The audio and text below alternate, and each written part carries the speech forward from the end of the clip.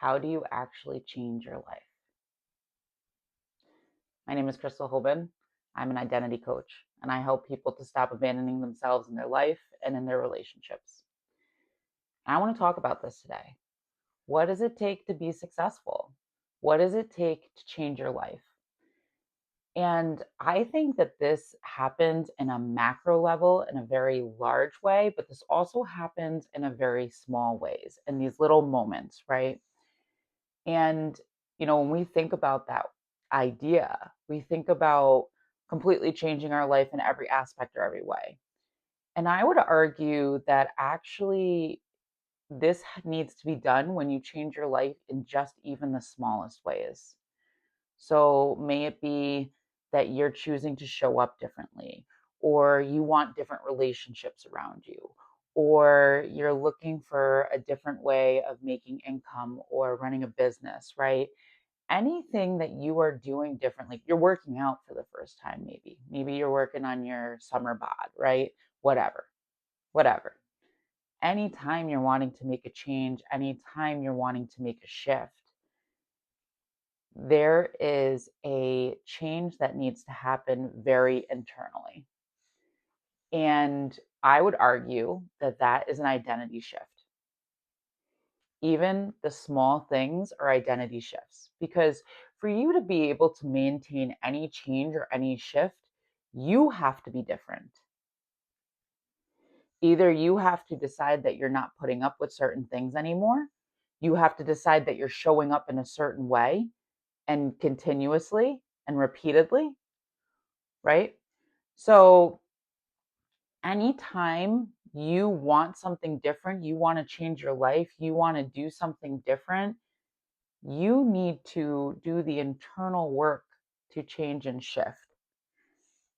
And for me personally, I believe that it is the internal work that needs to be done. Because if you want to be able to maintain anything that you're changing or shifting outside of yourself, you have to be able to build the person and the identity who can hold that thing, right? So I know we hear this all the time, or I do at least, in spiritual communities where they talk about you're being prepared, right? Everything was pulled out from underneath you and taken away to make space for what is to come in.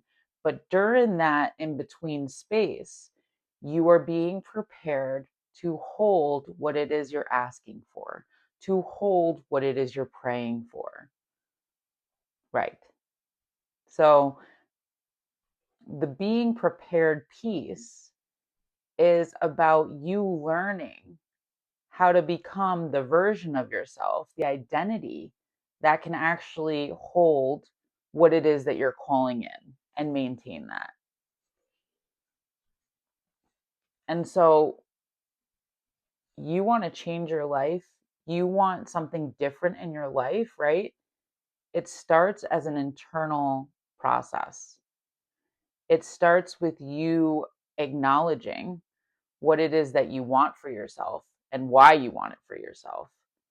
The why is probably the most important thing, because if you don't have a why, then as soon as things start getting difficult, you're not going to follow through. You're going to fall off. You're going to drop off, right?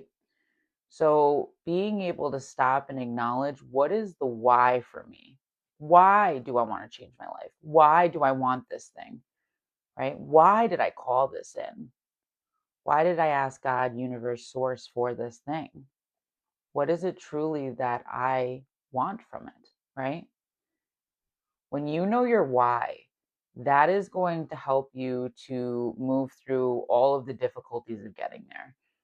Because the truth is if you want to change your life, you got to be okay with putting in the effort and showing up consistently. And this isn't about like when I show up only when it works. This is about showing up no matter what. And I think this is where a lot of people get stuck and a lot of people have a really hard time, is that they'll show up once or they'll show up twice and the result will not be what they wanted it to be. And they'll be like, well, it didn't fucking work. What's the point? And they throw in the towel. Or maybe even they show up 5 to 10 times and they still aren't getting the result that they want.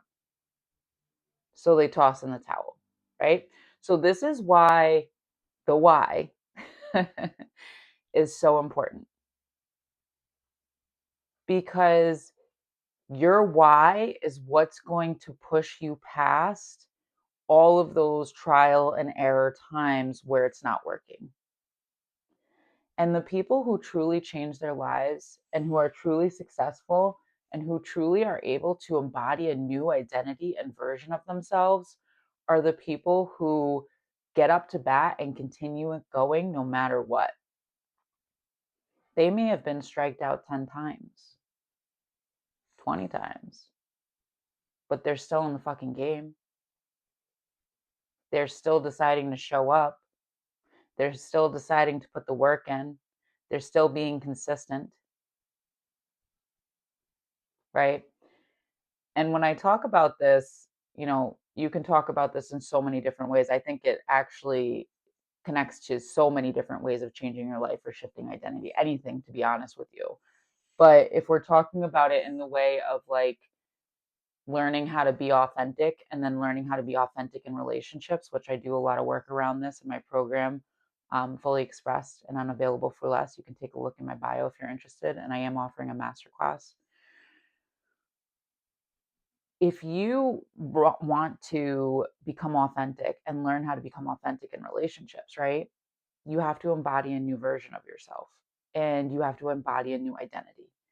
And the why you're doing this is the most important part, because every time you show up authentically in relationships, you're not always going to get the response that you want or what it is that you expect.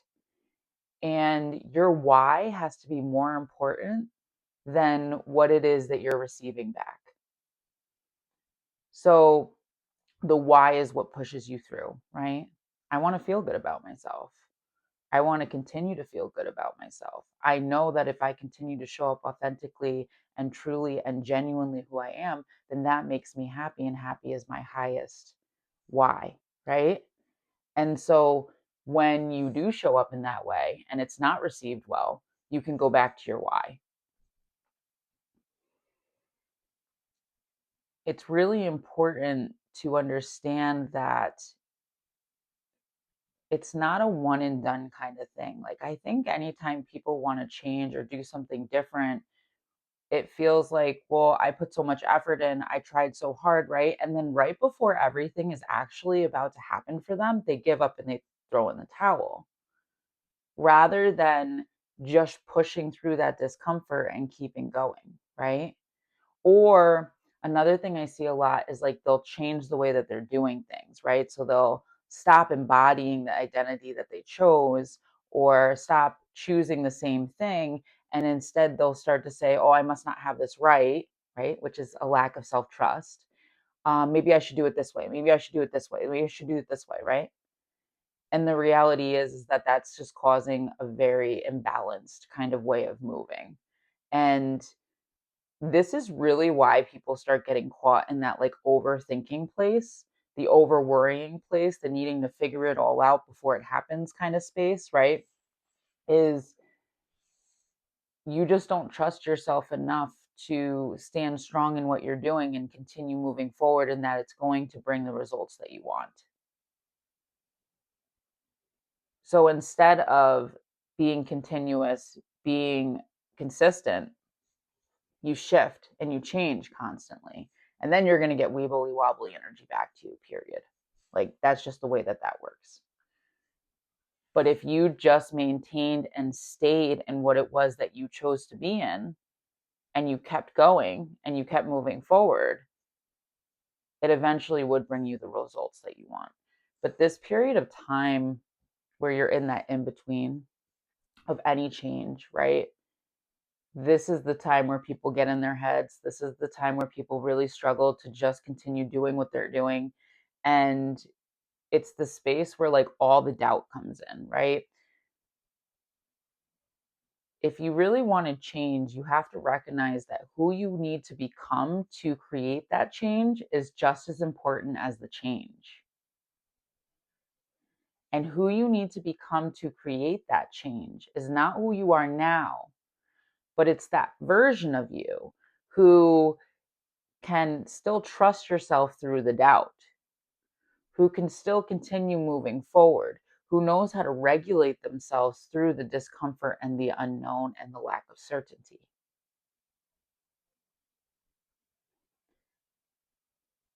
So when it comes to change, right, it's not this like I made a choice and that's it. It's just like I'm thinking different or I'm acting different.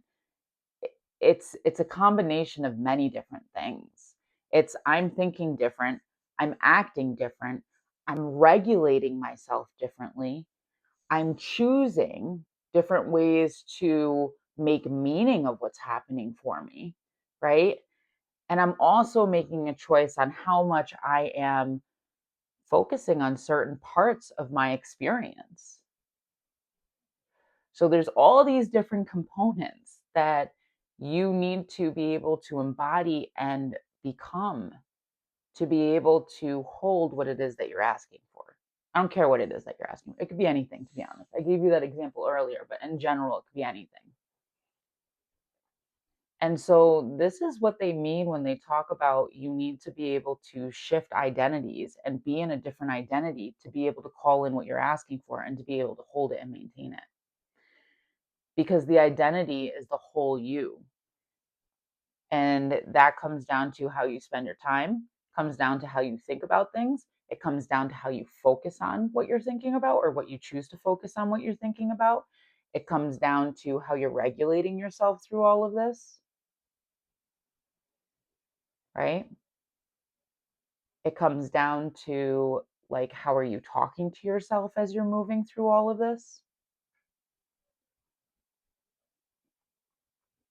So, when we talk about wanting a big change or wanting a big shift in your life, and it doesn't matter what the shift or change is, there's all of these different components that need to be aligned and they need to be in check for you to continue moving forward. And I feel like this is where I see so many people get caught and stuck and go backwards, right? Like, this is where I see clients like get the most stuck because in this space between the change and your decision change, right?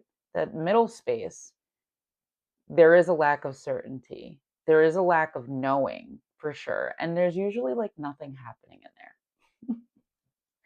And when nothing's happening, our brain automatically starts thinking about every worst case scenario and how it's not going to work out, and it starts to fill that space, right? And so that's why how you spend your time and the version of you that you are becoming is really important, because do you give yourself that space and time to sit in there, or do you do something about it? Do you take care of yourself through it? Do you regulate yourself through it, right?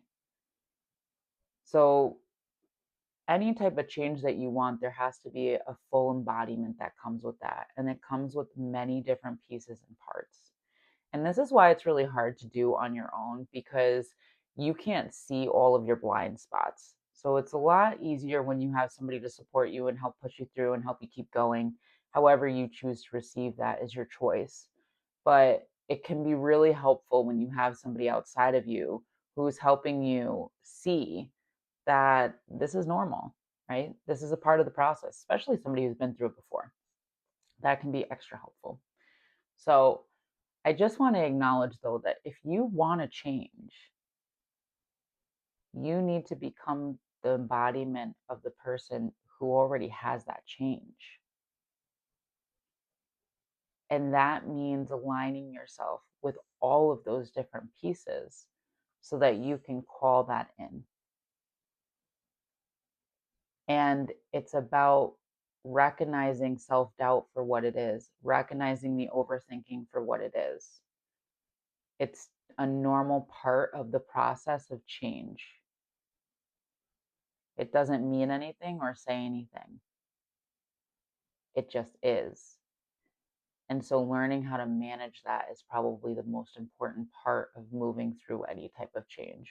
And a lot of people struggle with that piece, which is why they fall backwards. So